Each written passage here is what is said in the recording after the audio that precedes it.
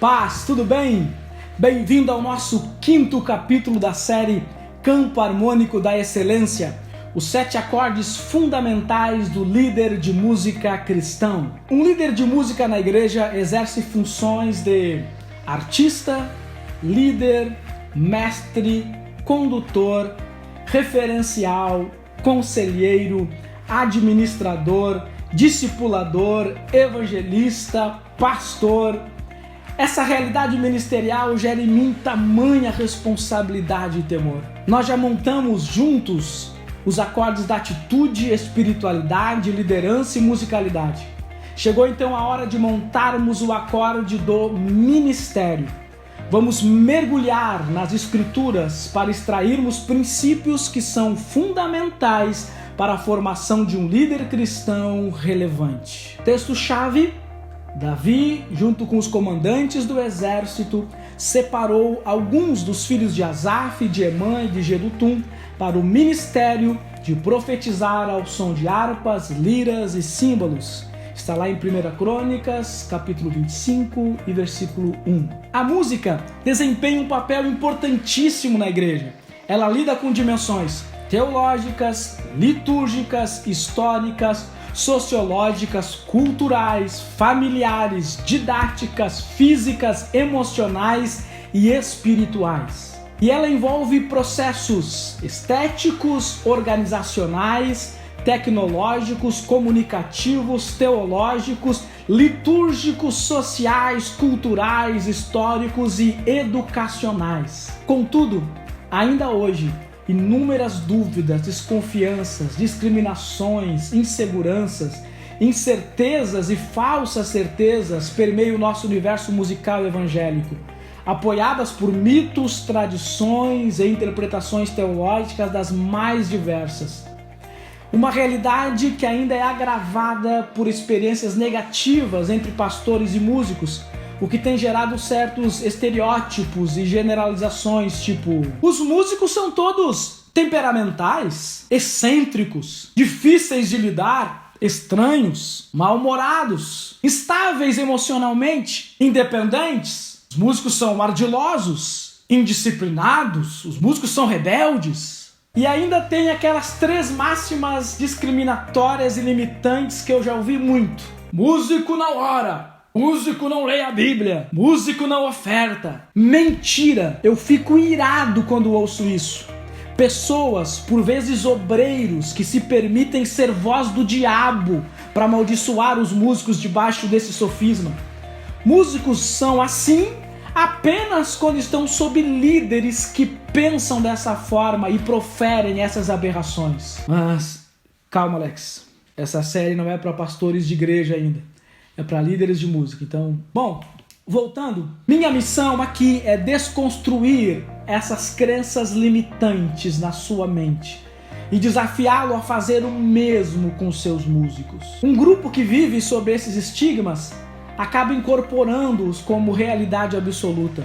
Assim, tem muitos músicos que estão realmente vivendo dessa forma e outros que abandonam a música por isso. Pensa comigo, se eu sou músico e músico é assim mesmo, tá tudo certo. Vou continuar levando a vida cristã dessa forma e é isso aí. Ou se eu amo a palavra, busco uma vida de oração, tento ser fiel em tudo, e o ser músico é contrário a tudo isso, logo, devo abandonar a música para ser um cristão de verdade. E a música desta igreja acaba sendo feita sempre por pessoas sem compromisso com as coisas de Deus. E o ciclo vai se realimentando com esse sofisma. Mas eu o rompi.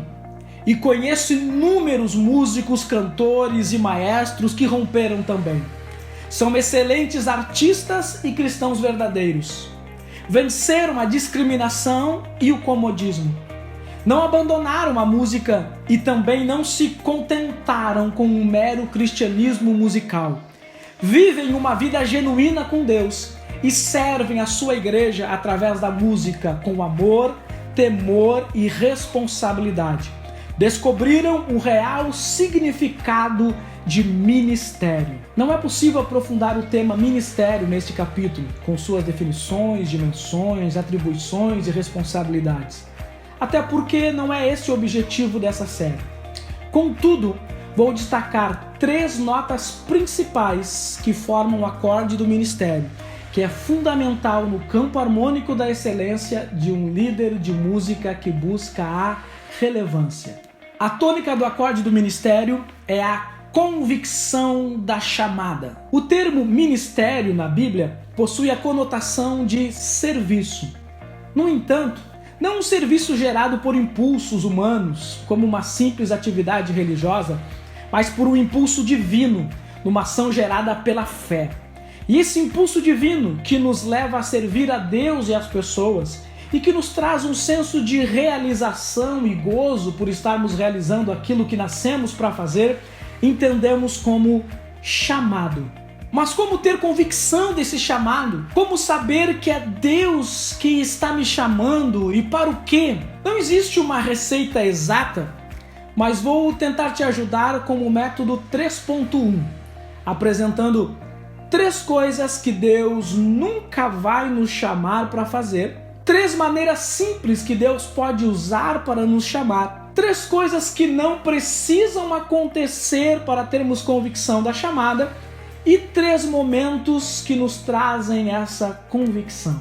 Primeiro, então, 3 coisas que Deus nunca vai nos chamar para fazer. Primeiro, Deus nunca vai nos chamar para fazer algo que seja contrário à sua palavra. Deus não é incoerente. Ele trabalha dentro de princípios que Ele mesmo estabeleceu. Antes de sair por aí atrás de profecias específicas, conheça a vontade de Deus, descrita para todos na Bíblia. Veja o último versículo do livro de Salmos. Todo ser que respira, louve ao Senhor, louvai ao Senhor. Esse chamado universal mexe com você como mexe comigo? Segunda coisa que Deus nunca vai nos chamar para fazer é algo que roube a nossa paz. A paz de Cristo é uma espécie de árbitro no nosso coração. Colossenses 13:15. Mesmo que o chamado seja uma loucura, se for de Deus, nós sentimos paz. O que você sente quando está tocando, cantando, regendo ou liderando músicos? O que você sente quando está projetando o seu ministério de música? Terceiro, Deus nunca vai nos chamar para fazer algo que prejudique outra pessoa. O amor a Deus e ao próximo deve ser a nossa motivação principal para tudo. Deus usa pessoas para fazer o mal? Sim, mas Ele apenas excita para o mal o coração de quem é mau. Se o meu e o teu coração forem bons, Ele só vai nos usar para o bem. A tua música tem abençoado outras pessoas? Agora, 3 maneiras simples que Deus pode usar para nos chamar. Primeira maneira simples que Deus pode usar para nos chamar é colocando um desejo no nosso coração. Deus produz em nós primeiro o querer e depois o realizar de acordo com a sua vontade. Filipenses 2:13. Você ama fazer música na casa de Deus? Isso é um grande indício de uma chamada. Segunda maneira simples que Deus pode usar para nos chamar é provocando a nossa indignação. Chamamos isso de desafio. É quando Deus nos faz ver o que muita gente não vê. Você se sente indignado com a área de música de sua igreja, percebendo que ela poderia ser muito melhor ou mais relevante? Esse é outro forte indício de que sua chamada é para essa área. E terceira maneira simples que Deus pode usar para nos chamar é abrindo uma oportunidade. Chamamos isso de ocasião. Que portas Deus está abrindo para você? Ou quais as chaves Ele está lhe dando hoje para você abrir as portas de amanhã? A oportunidade que você está tendo de fazer esse curso de liderança musical é um claro indício de sua chamada para o ministério de música. Você consegue perceber isso? Agora, 3 coisas que não precisam acontecer para termos convicção da nossa chamada. A primeira coisa que não precisa acontecer para termos convicção da chamada é descer um anjo do céu. Segundo o apóstolo Paulo, essa coisa de anjo é até muito perigosa. Segundo Coríntios capítulo 11, versículo 15. Hoje o próprio Espírito de Deus mora em nós e nos conduz em toda a verdade. João 16:13. E ainda temos a palavra revelada, os dons do Espírito e os ministérios que Cristo deu à igreja. Você está aguardando um anjo vir falar com você? Segunda coisa que não precisa acontecer para termos convicção da chamada é vir um profeta revelar. Nós pentecostais adoramos isso. E eu ainda acredito em profecia. Muito do que vivo hoje me foi revelado em profecia anos atrás. Estou no aguardo de outras que ainda irão se cumprir.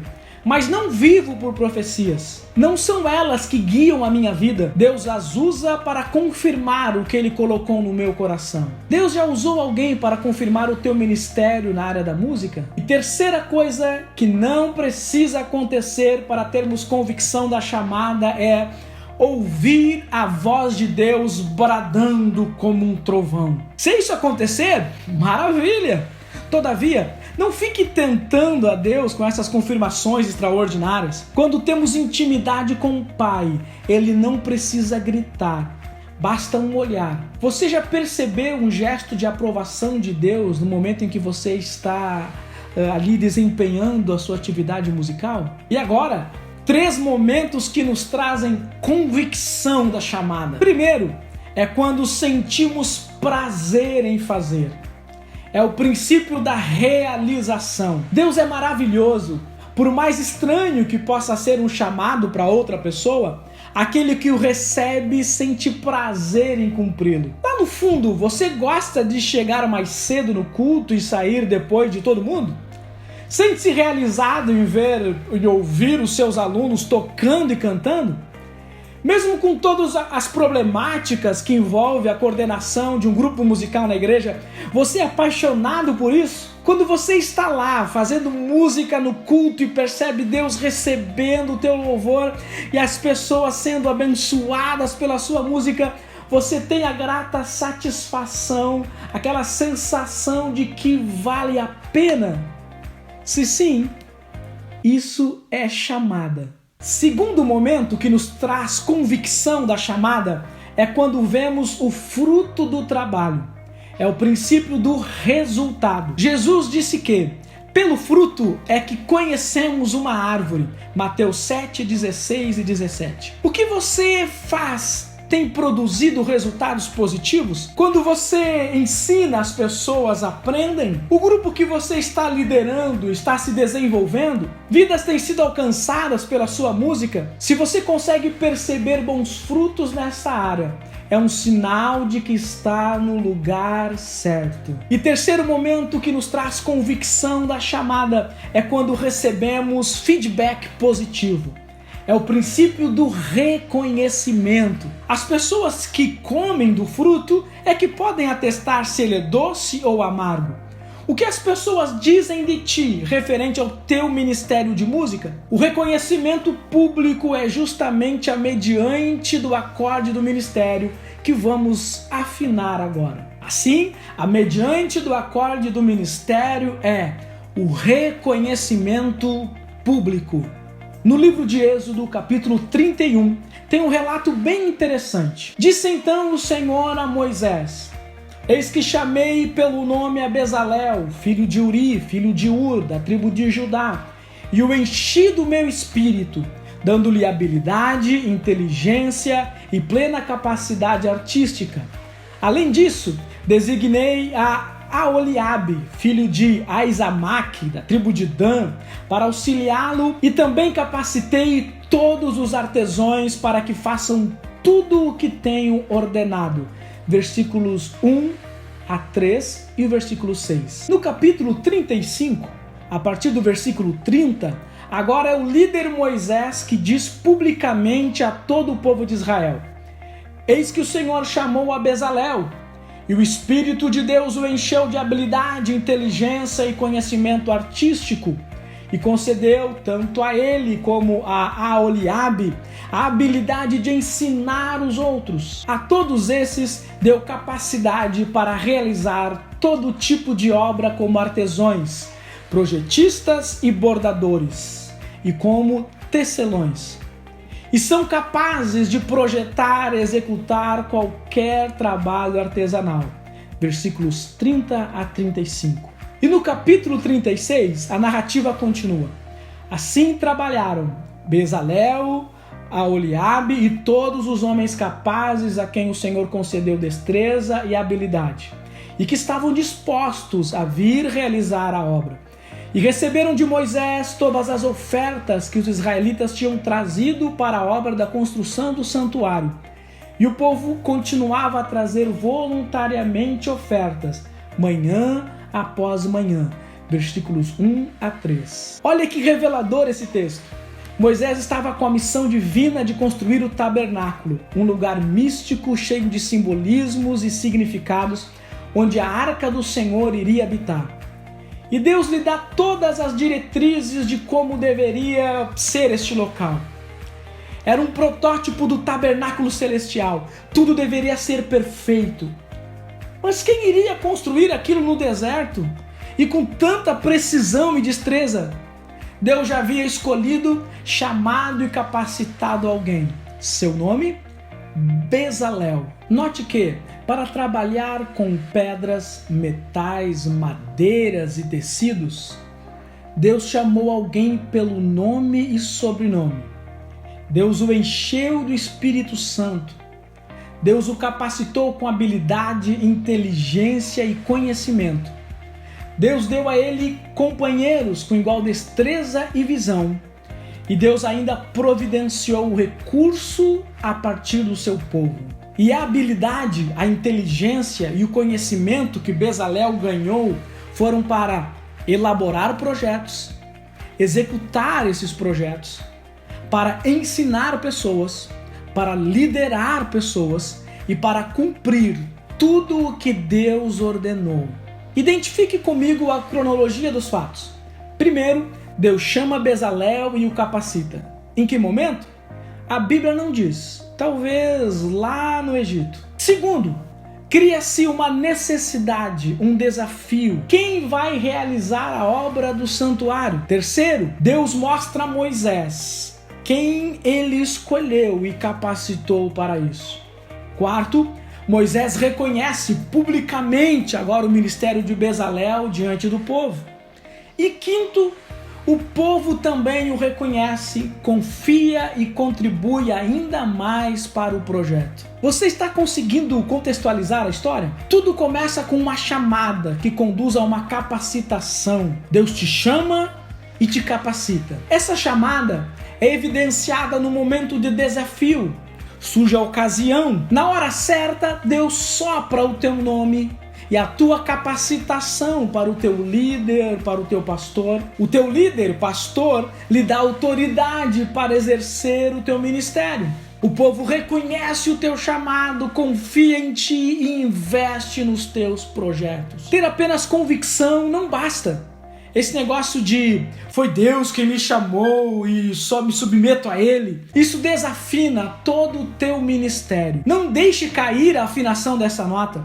Isso compromete toda a escala. E é ela quem define se o acorde será maior ou menor. Lembra? Para que o nosso ministério de música tenha êxito, precisamos fundamentar a tônica na convicção do chamado, afinarmos-a mediante do reconhecimento público e buscarmos a confirmação divina, que é a dominante desse acorde. A dominante do acorde do ministério, então, é confirmação divina. E para exemplificar esse princípio, vamos meditar na história de Josué, que se dá no mesmo período histórico de Bezalel. Em Êxodo 33:7, diz que o Senhor falava com Moisés face a face, como quem fala com seu amigo. Depois Moisés voltava ao acampamento, mas Josué, filho de Num, que lhe servia como auxiliar, não se afastava da tenda. Aqui vemos Josué como servo de Moisés e apaixonado pela presença de Deus. Em Deuteronômio 31:7, vemos agora Moisés reconhecendo publicamente a liderança de Josué, dizendo a ele na presença de todo o povo: seja forte, corajoso, pois você irá com este povo para a terra que o Senhor jurou aos seus antepassados que lhe daria. e você a repartirá entre eles como herança. E ainda enfatiza dizendo: o próprio Senhor irá à sua frente, estará com você, Ele nunca o deixará, nunca o abandonará, não tenha medo, não desanime. Isso está lá no versículo 8. Mas quando Moisés morre e de fato chega a hora de Josué assumir a liderança geral de Israel, o povo faz uma exigência básica. Em Josué capítulo 1, quando ele dá as primeiras ordens ao povo após a morte de Moisés, eles respondem assim: tudo que você nos ordenar, faremos, e onde quer que nos enviar, iremos. Assim como obedecemos totalmente a Moisés, também obedeceremos a você. Somente que o Senhor, o seu Deus, seja com você, como foi com Moisés. Versículos 16 e 17. Meu Deus, o Senhor havia feito um monte de maravilhas através de Moisés. Contudo, o Deus que chama, que capacita e o que reconhece publicamente é o mesmo Deus que confirma o nosso chamado e o nosso ministério. Em Josué capítulo 3, o próprio Deus diz a Josué: hoje começarei a exaltá-lo à vista de todo Israel, para que saibam que estarei com você como estive com Moisés. Versículo 7. Uau! E Josué ordena o povo a atravessar o Jordão, que estava transbordando em ambas as margens na época da colheita. E quando os sacerdotes tocam com os pés nas águas, elas escoam totalmente e o povo atravessa pisando em terra seca. Versículos 15 e 17. Da mesma forma, Deus faz conosco. A dominante do nosso ministério é a confirmação divina e, por vezes, com sinais, prodígios e maravilhas. Peça para Deus confirmar o teu chamado e assim você verá o que Ele vai fazer. Bom, chegamos ao fim de mais um capítulo da nossa série. Se você está aqui ainda, é porque acredita no seu ministério, a ponto de investir um dos seus bens mais preciosos nele, o seu tempo. Todo investimento vale a pena quando aplicamos naquilo que somos chamados por Deus para fazer. No próximo capítulo, você vai investir no acorde do relacionamento, porque muitos têm naufragado nessa área. E eu quero te ajudar a edificar relacionamentos saudáveis. Lembrando, música é um dom para todos, a vocação de alguns, mas o meu e o teu ministério.